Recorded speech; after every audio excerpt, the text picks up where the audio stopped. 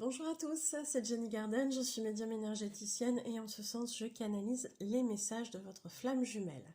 Donc si vous souhaitez vous aussi bénéficier de cette prestation, en sachant que maintenant il y a deux méthodes, donc n'hésitez pas à aller me contacter dans les coordonnées qui se trouvent ci-dessous dans la vidéo, dans la description sous la vidéo. Ici nous sommes avec un message d'une reneuse pour cette chaiseur. Cette chaiseur a posé des questions. Je vais vous lire tout ça et je les remercie toutes les deux pour avoir accepté que je vous partage ce message afin de vous aider également dans vos propres parcours. Allez, c'est parti. Question numéro 1. Qu'est-ce qu'à l'époque tu ne savais pas? Comment me le dire ou me l'écrire car tu ne savais pas comment j'allais le prendre et si je comprendrais. À la question numéro 1, la reneuse répond. À cette époque, mon faux self n'était pas loin de céder, et je me revois te regarder dans les yeux et me dire que tu étais l'amour de ma vie, le ressentir très intensément, mais en même temps savoir que je n'étais pas prête à me perdre dans cet amour puissant.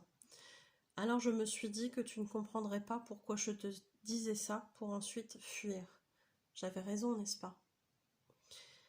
Même pour moi, c'était incohérent. Tu vois, quelqu'un te déclarer sa flamme et te dire ensuite « Ah bah non, c'est ridicule !» J'ai donc préféré me taire et éviter de te créer de la colère, de la frustration et de l'incompréhension. C'était mieux ainsi.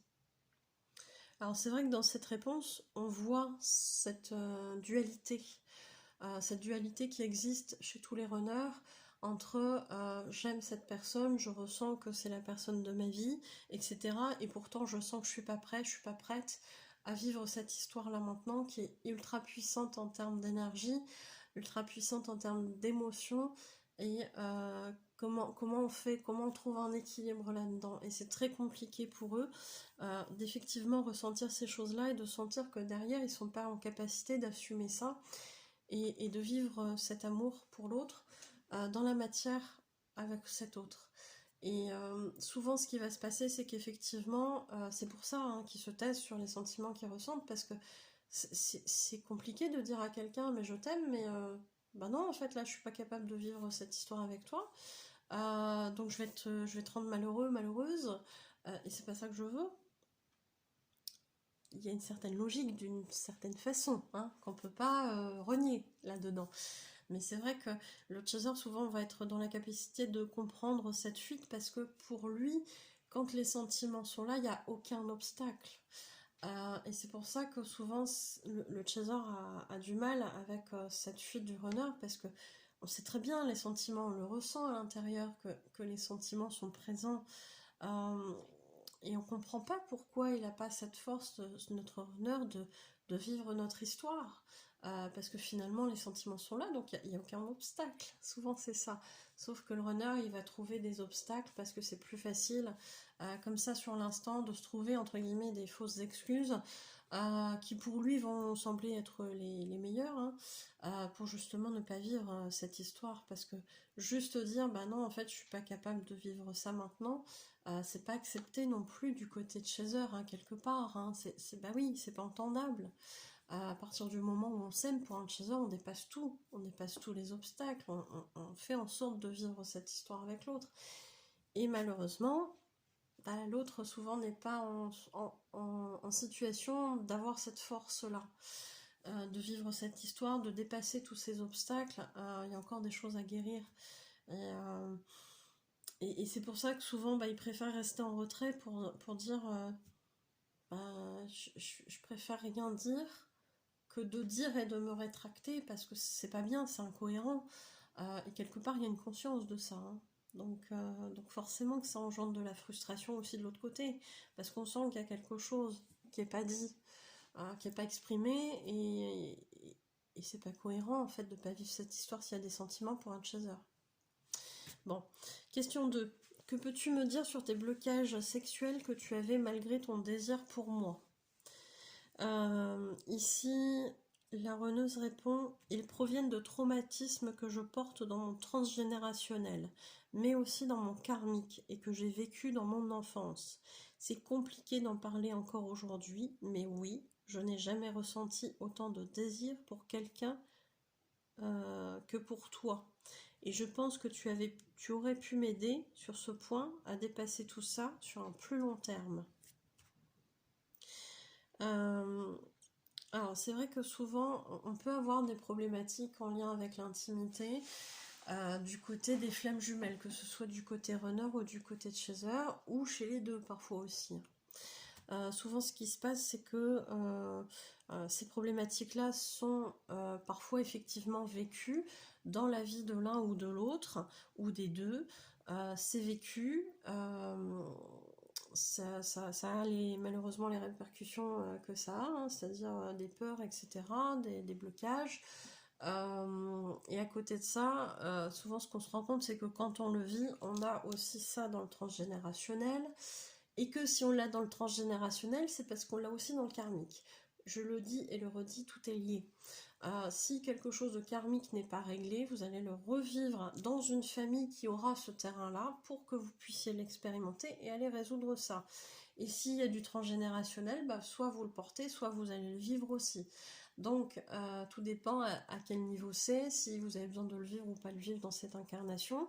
Mais souvent, les trois sont liés, ou au moins vous portez ces choses-là qui ne vous appartiennent pas. Alors, ça vous appartient si dans le karmique, mais pas forcément sur le côté dans votre vie à vous, mais plus du côté transgénérationnel, où là, vous allez porter cette charge-là. Et tout est lié. Vraiment, tout est lié. Et ce qui se passe aussi, c'est que souvent, la flamme jumelle aide à dépasser ces obstacles-là.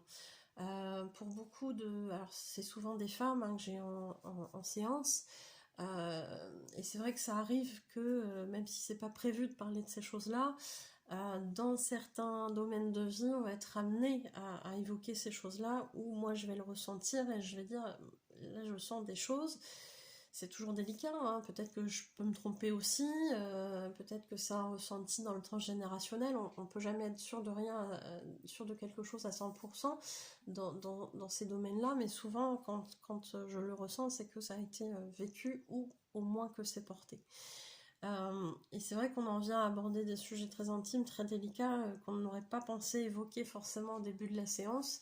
Et c'est là où c'est important d'avoir du recul sur les choses et d'avoir aussi une forme de compréhension sur comment ça peut se passer, de quoi ça vient, etc. Et ces choses-là, bah, on les dégoupille ensemble au fur et à mesure, hein, bien sûr, du temps. Parfois, en une séance, on obtient des réponses qui sont satisfaisantes sur l'instant, et puis on s'aperçoit plus tard qu'on a besoin d'aller plus loin, d'aller creuser, parce que ces choses-là, elles viennent chercher des choses très profondes à l'intérieur de nous, et on ne peut pas forcément faire tout le boulot en une fois. Et c'est normal. Tout ce qui vient nous titiller en termes de guérison, on n'est pas forcément poussé à le libérer qu'en une seule fois. Parfois, on a besoin de plusieurs fois, avec plusieurs techniques différentes. Donc, c'est vrai que ça reste quelque chose de délicat, mais qu'on va être amené à libérer. Et souvent, ce qui revient dans les séances, c'est que telle problématique, bizarrement, je ne l'ai pas rencontrée avec ma flamme jumelle. Pourquoi ? Ça revient souvent.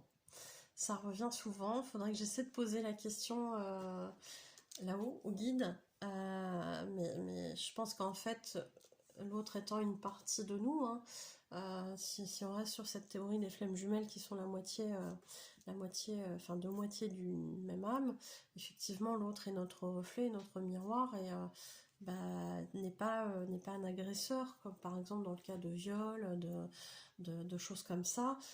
Forcément on est dans un autre aspect en fait de cette chose-là. Et il y a des choses qui vont être facilitées parce qu'on est en lien flamme jumelle, alors qu'avec d'autres personnes, ça s'est pas bien passé. Il y a eu des peurs, il y a eu des choses comme ça. Je dis pas qu'il n'y a pas de peur avec la flamme jumelle, mais bizarrement, il y a un déblocage. Et ça arrive souvent qu'on me le dise en séance, où on me dit, bizarrement, je n'ai pas connu ça avec ma flamme jumelle, j'ai pas connu ce blocage-là avec ma flamme jumelle. Ça reste un point qui revient quand même régulièrement. Donc c'est pas déconnant qu'elle le dit là. Tu aurais pu m'aider à dépasser ça sur un plus long terme. Si on avait une relation plus longue, oui, je pense que tu aurais pu m'aider à débloquer tout ça. Question 3. Quelle sera notre mission commune dans cette vie? Ici, la reneuse répond. Nous aiderons les autres. Toi dans le très perché, moi dans le côté plus terre à terre, même si je serai plus ouverte à la spiritualité que je ne le suis. Nous les aiderons dans leur guérison. Donc ça, c'est vrai que ça amène aussi des réponses, hein, d'une certaine façon. Les flammes jumelles, elles sont là pour aider. Elles sont là pour aider, peu importe le domaine, elles sont là pour aider. Et ce qui va se passer, c'est que souvent elles vont se retrouver sur un domaine commun pour avancer. On a beaucoup de flammes jumelles effectivement qui sont thérapeutes, certains vont être thérapeutes et à côté l'autre va être médium, mais on va dans le même sens, on va dans la guérison des autres, ou en tout cas dans l'idée de les aider dans cette guérison. On va avoir des personnes qui vont être là pour s'occuper de tout ce qui est développement durable, parce que c'est aussi important pour la vie qu'on mène, qui vont avoir des projets, qui vont travailler en commun sur ces choses-là. L'un va amener tel domaine, après les deux domaines sont liés, enfin c'est pas très clair ce que je dis, mais je pense que vous comprendrez, va amener tel aspect technique de la chose, et puis l'autre va amener peut-être plus de théorie ou de choses comme ça avec ses connaissances, et vont développer un projet qui va servir justement à développer des choses positives pour le monde, voilà, tel qu'il est aujourd'hui, hein, pour participer à des avancées, etc. Donc c'est vachement bien. Question 4. Qu'est-ce que tu as ressenti pour ton anniversaire envers moi? Donc ici, voici la réponse de la reneuse. Je ne suis déjà pas fan des anniversaires. Sans toi, c'était encore plus triste. J'aurais aimé que tu sois près de moi, mais je ne suis pas encore prête à revenir vers toi. À revenir vers toi. Ouais, ma voix a baissé. Je ne sais pas si vous avez entendu la fin.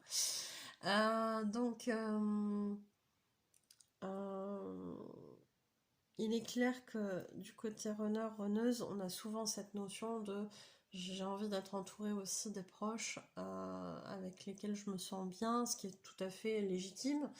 La présence du chaser souvent est un manque dans les moments festifs, dans les moments où on est censé être heureux, les retrouvailles de famille, etc. etc. Et puis à un moment donné, il y a un vide, il y a une séparation, et c'est vrai que dans ces moments-là, c'est compliqué. Mais il y a toujours aussi en toile de fond ce côté, bah oui, mais je suis pas encore prêt. Je suis pas encore prête à revenir vers toi, je suis pas encore prêt à retrouver une communication, à revivre des choses au niveau énergétique ou émotionnel avec toi, parce que c'est compliqué. Donc de toute façon, même si c'est une réalité, à partir du moment où il y a un silence, il faut le laisser se décanter. Question 5. Comment te comportes-tu avec ta compagne actuelle? Voici la réponse de la reneuse. C'est compliqué. J'essaie de m'ouvrir parfois, mais je ne me sens pas rassurée. Je ne peux pas être complètement moi, mais en même temps, je n'y suis pas prête non plus. Nous avons parfois des moments de douceur, mais ça reste rare. Ta douceur me manque dans ces moments-là. Et après, c'est le message libre. Effectivement, il y a des choses qu'amène la flamme jumelle à l'autre, qui pourront jamais rivaliser avec ce qui est amené par la tierce. La tierce souvent va avoir moins de saveur, moins d'intensité. C'est aussi pour ça que c'est plus facile pour les runners, hein, parce que ça vient moins les chercher dans les émotions. Et souvent, ce qu'ils aiment bien, c'est rester là-dedans, parce que sinon c'est trop compliqué, ça les force à s'intérioriser.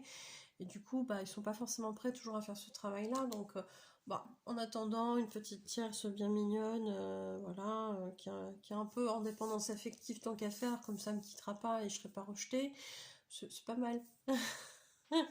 On ferait peut-être pareil à leur place, hein. Mais en même temps, ils sentent bien qu'ils peuvent pas être vraiment eux dans cette relation-là avec l'autre. Donc ça, c'est souvent un regret. Et puis après, il y a d'autres choses hein, qui vont être très spécifiques à sa flamme jumelle, qui vont manquer aussi, et que l'autre n'amène pas. La tierce, elle est là pour faire travailler les deux sur le parcours, mais elle est là aussi pour faire comprendre au runner ou à la runneuse que, en fait, ils sont pas les chasers. Donc forcément, à un moment donné, il va y avoir la comparaison. Ben oui, ma chaser m'amène ça, ma tierce, elle me l'amène pas. Et quand bien même il y aurait plusieurs tierces qui se suivent, ça sera la même chose en fait. Il y aura toujours un manque, il y aura toujours le manque de l'autre. Après, ils ne sont pas en capacité de l'accepter forcément ou de se rendre compte que c'est sur le côté sentimental qu'ils le recherchent avec leur chaser.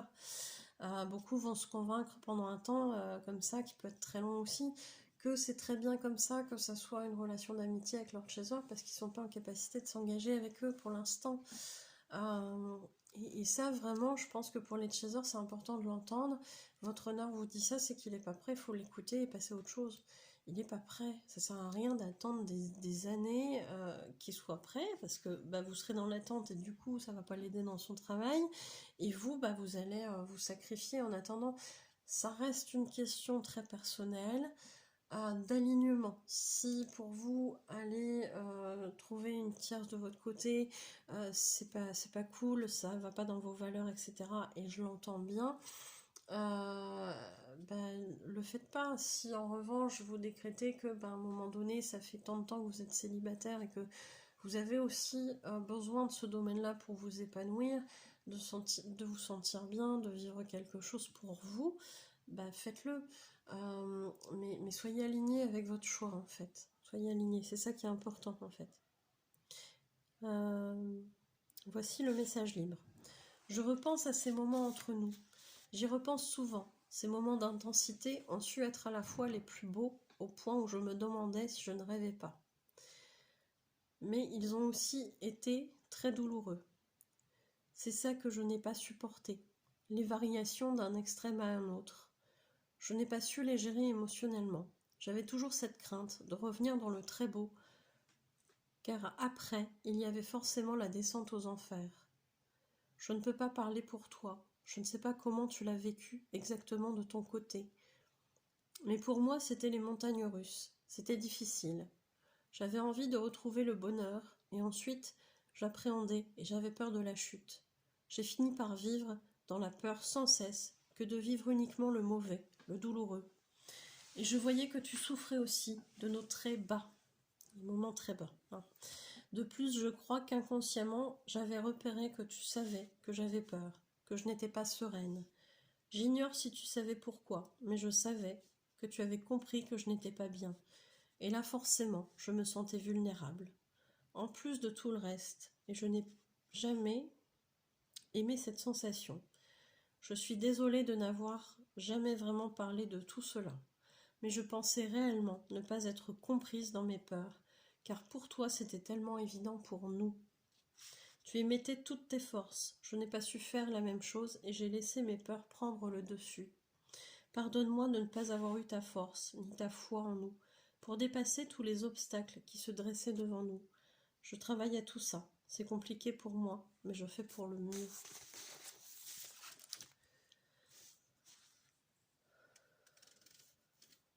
Ah oui, il y avait aussi une question que j'avais oubliée. Question numéro 4. J'y reviens après. Je vais d'abord faire un petit ressenti sur le message libre ou des petites explications en fonction d'eux. Mais on voit encore cette dualité qui est très compliquée pour les runners. C'est-à-dire qu'à un moment donné, il y a ce besoin de vivre les choses. Et en même temps, quand on les vit, on se dit c'est pas possible, c'est tellement beau que ça va se casser la gueule à un moment donné. Et on appréhende ça. Et c'est logique. Quand on voit l'intensité de la relation au départ, c'est très compliqué de ne pas avoir cette peur que justement ça s'effondre, surtout que dans les croyances du runner, il y a l'amour, le vrai, ça n'existe pas, c'est une illusion. Forcément, ça dure pas. Forcément, mon chaser, à un moment donné, il va se rendre compte de qui je suis et il va partir en courant, il va me laisser tomber, il va dire que je l'ai feinté, que je suis pas la personne que je lui ai vendue au départ, etc. Il y a beaucoup ça hein, chez les runners. Et il y a vraiment cette idée de, à un moment donné, bah, on vit tous les deux des montagnes russes, un coup ça va, un coup ça va pas, parce qu'on est amené à vivre des émotions intenses. Et on a en même temps ce côté, ça fait souffrir du côté de Chaser. Je ressens moi en tant que runner cette chose-là, c'est pas vivable, c'est pas possible, on peut pas vivre comme ça, etc., etc. C'est trop compliqué. Et puis l'autre, bah, il s'investit, mais moi je suis incapable de fournir le même investissement.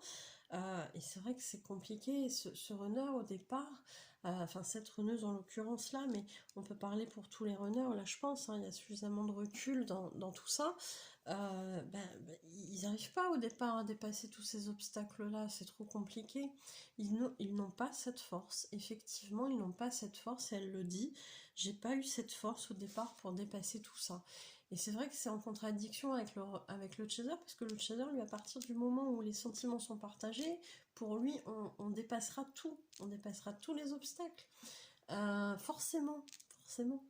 Et c'est pas vrai pour le runner, c'est pas possible pour le runner. Donc c'est là où il faut être dans l'acceptation aussi hein, de ça, c'est pas évident. Hein. Bon, désolé parce que du coup la question 4 elle est à part, mais c'est vrai que je crois que je l'avais oubliée en plus. C'est pour ça qu'après j'ai demandé à ce que vous mettiez tout ensemble, parce que si vous m'en mettez un là et puis que beaucoup plus loin après, ben, j'en oublie. Alors, dans la matière, qui de nous deux va revenir vers l'autre pour se réunir? Ici, la réponse c'est ce sera moi. Je m'y sentirai poussée, j'aurai très mal. Ça sera insupportable. J'ai loupé un truc. Ça sera insupportable et je me sentirai poussée à revenir vers toi. Ah non, décidément, il y a une phrase qui ne veut pas venir. Hein. Alors, je reprends. La réponse. Écoutez bien la phrase qui ne voulait pas venir. Ce sera moi. Je m'y sentirai poussée. J'aurai très mal. Je ressentirai le manque, c'est cette phrase-là, encore plus fort que maintenant. Ce sera insupportable et je me sentirai poussée à revenir vers toi comme pour récupérer de l'oxygène. J'aurai comme l'impression que je pourrais mourir si je ne reviens pas vers toi. Ce sera une période très difficile pour moi, mais je n'aurai pas le choix. Donc, ici elle le dit, hein, cette runneuse elle le dit, en tout cas pour leur duo, visiblement c'est elle qui reviendra au contact. Donc le manque va être tellement douloureux à un moment donné qu'il y aura ce besoin de revenir vers cette chaser pour justement récupérer l'oxygène qu'il y avait sur le lien, qui à un moment donné, je ne vais pas dire a été coupé, parce qu'on coupe jamais un lien de film jumelle, mais il y a vraiment cette notion de mais en fait comment ça se passe quoi, comment ça se passe, là j'ai plus ce qui me manquait, et là le runner, la runneuse prend conscience qu'il manque quelque chose, et que ce manque c'est son chaser. Et c'est là qu'il se sent poussé, il y a ce besoin d'y retourner. Ça, dans le live de Laetitia, alors je sais plus si c'est le premier ou le deuxième, il me semble que c'est le premier, elle en parle de ça, comment elle s'est réveillée. Allez voir dans la rubrique en direct, ça doit être le live de février, je crois, 2024, et après on a refait un live en avril. Et il y a beaucoup d'infos, merci Laetitia, je te fais un coucou.